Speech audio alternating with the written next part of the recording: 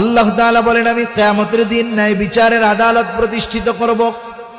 দুনিয়ার আদালত, দুনিয়ার বিচারালয়ে ন্যায় বিচার পাওয়া কঠিন, কিন্তু আল্লাহ তাআলা বলেন আমার আদালতে কারো উপরে অবিচার করা হবে না।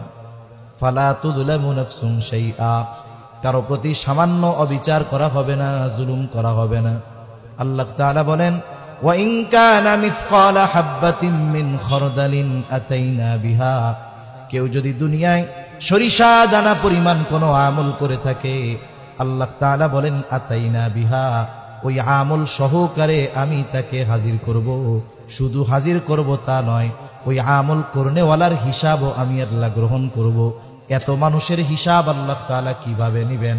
আল্লাহ বলেন চিন্তার কারণ নাই, কাফা বিনা হাসিবিন, হিসাব নেওয়ার জন্য আমি আল্লাহই যথেষ্ট।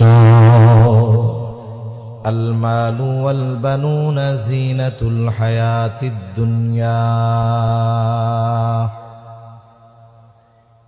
আল্লাহ রাব্বুল আলামিন বলেন, আল মালু ওয়াল বানুন, সম্পদ আর সন্তান, জিনাতুল হায়াতিদ দুনিয়া।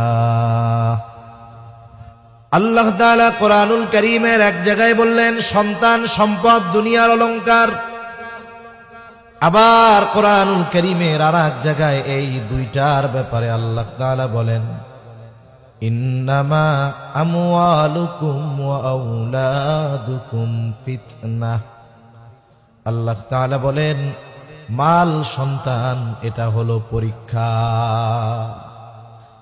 যেই জিনিসটাকে আল্লাহ তাআলা অলংকার হিসাবে অভিহিত করেছেন, ওই জিনিস দুইটাকে আবার আল্লাহ তাআলা বলতেছেন পরীক্ষা। কেন?